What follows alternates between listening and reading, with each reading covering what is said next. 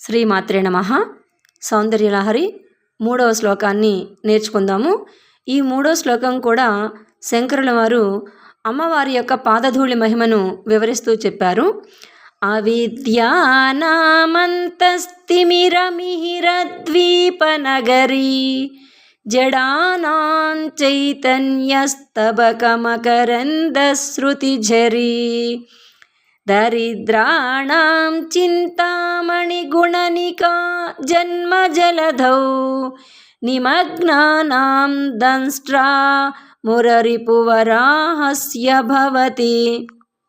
ఓ తల్లి, నీ యొక్క పాదపద్మ పరాగము అవిద్యానాం అజ్ఞానులకు, అంతస్థిమిర లోపల ఉన్న చీకటికి, మిహిరద్వీప నగరి సూర్యుడు ఉదయించు ప్రదేశానికి చెందిన పట్టణము, జడానాం అంటే మందబుద్ధి గలవారికి, చైతన్య స్తబక జ్ఞానం అనే పుష్పగుచ్చం నుండి ప్రవహించేటటువంటి మకరంద శృతిఝరి నిరంతర చైతన్య ధారగా వెలువడే తేనెధారల ప్రవాహము, దరిద్రాణం దరిద్రుల పట్ల, చింతామణి గుణనిక చింతామణుల వరుస, జన్మ జలధౌ సంసార సముద్రమునందు, నిమగ్నానం మునిగిపోయి సతమతమయ్యే వారి పట్ల, మురరిపు వరాహస్య విష్ణుమూర్తి ఎత్తిన ఆది వరాహ అవతారమూర్తి యొక్క దంష్ట్రాం భవతి కోర వంటిది అగుతోంది. దంష్ట్రా అంటే కోర.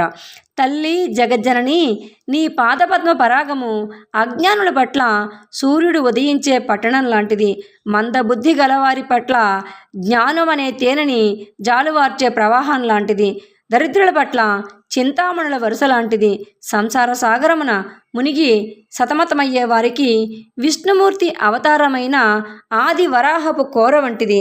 వరాహమూర్తి ఈ కోరతేనే సముద్రంలో దిగబడి ఉన్న భూమిని పైకి లేపి ఉద్ధరించి సంరక్షించాడు కదా తల్లి అంటూ అమ్మవారి యొక్క పాదధూళి మహిమని వివరించడం జరిగింది.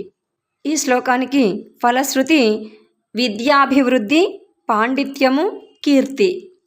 ఈ శ్లోకాన్ని విద్యార్థులు ప్రతిరోజు చదువుకున్నట్లయితే కనుక విద్యలో చక్కగా ముందుకు వెళ్తారు. ఈ శ్లోకాన్ని 16 సార్లు రోజు చదువుకొని అమ్మవారికి మినపగారెలు నైవేద్యంగా సమర్పించినట్లయితే గనక అఖండ కీర్తి, పాండిత్యము, విద్యాభివృద్ధి లభిస్తాయి. శ్రీమాత్రే నమః.